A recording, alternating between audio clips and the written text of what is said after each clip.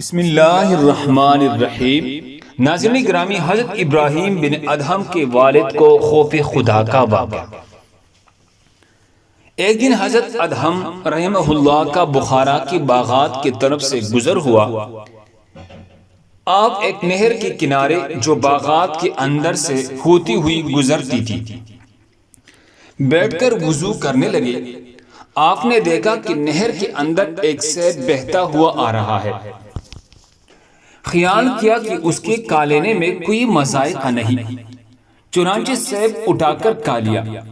جب سیب کھا چکی تو دل میں یہ وسوسہ پیدا ہوا کہ میں نے سیب کے مالک سے اجازت نہیں لی اور میرا یہ کھانا ناجائز ہے۔ اس خیال سے باغ کے ایک مالک کے پاس گئی اور جا کر اسے اس امر کی اطلاع دی تاکہ اس کی اجازت سے حلال اور مباح ہو جائے۔ چنانچہ باغ کے دروازے پر دستک دی۔ جہاں سے یہ سیب آیا تھا، آواز سن کر ایک لڑکی باہر آئی۔ اس نے اس سے کہا کہ باغ کے مالک سے ملنا چاہتا ہوں، اسے بھیج دے۔ اس نے عرض کیا کہ وہ عورت ہے۔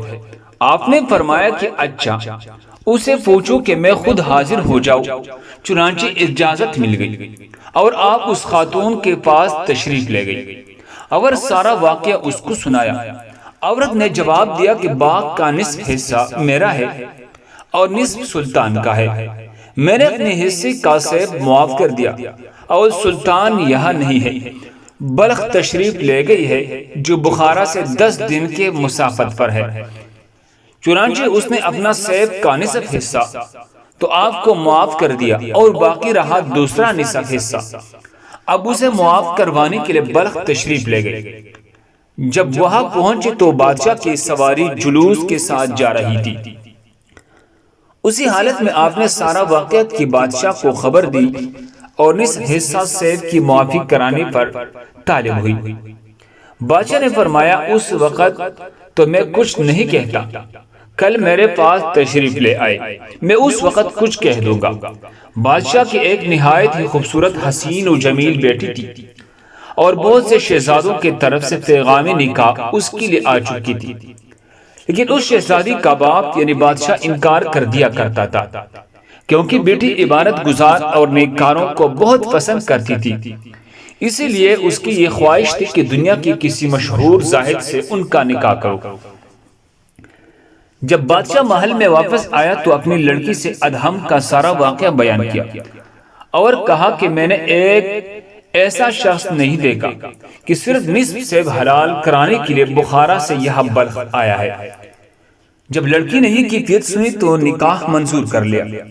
چنانچہ حضرت ادہم رحمہ اللہ دوسری دن بادشاہ کے پاس آیا تو بادشاہ نے اس سے کہا جب تک آپ میری بیٹی کے ساتھ نکاح نہیں کریں گے آپ کو نصف سے معاف نہیں کروں گا۔ حضرت ادہم نے کمال انکار کے بعد نکاح قبول کر لیا۔ چنانچہ بادشاہ نے اپنی لڑکی کا نکاح ادہم سے کرا دیا۔ جب حضرت ادہم خلوت میں اپنی بیوی کے پاس گئی تو دیکھا کہ لڑکی نہایت آراستہ و پیراستہ ہے۔ وہ مکان بھی جہاں لڑکی تھی تکلفات کے ساتھ مزین ہے۔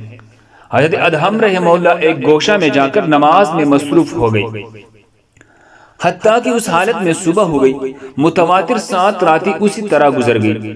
اب تک بادشاہ نے سیب کا نصف حصہ معاف نہیں کیا تھا۔ اپنے بادشاہ کو یاد دہانی کرانے کے لیے یہ کہا کہ اب وہ حصہ معاف فرما دیجئے۔ بادشاہ نے کہا جب تک آپ کا میرے لڑکی یعنی اپنی بیوی کے ساتھ جماع کا اتفاق نہ ہوگا میں معاف نہیں کروں گا۔ آخر کار شب ہوئی۔ حضرت ادہم رحمہ اللہ بیوی کے پاس جماع پر مجبور ہوئی۔ اس کے بعد آپ نے غسل کیا، نماز پڑھی، ایک چیخ ماری اور مصلی پر گر پڑے۔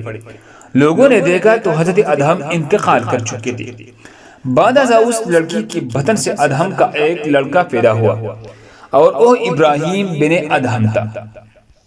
چونکہ حضرت ابراہیم کے نانا بادشاہ کے پاس کوئی لڑکا نہ تھا، اسی وجہ سے بادشاہ کے بعد سلطنت حضرت ابراہیم بن ادہم کو ملی۔ آپ رحمہ اللہ کے سلطنت چھوڑنے کا واقعہ مشہور ہے اور اس کی اصل بھی یہی ہے۔ اللہ ہم سب کو اس پر عمل کرنے کی توفیق عطا فرمائے۔ جزاکم اللہ خیر۔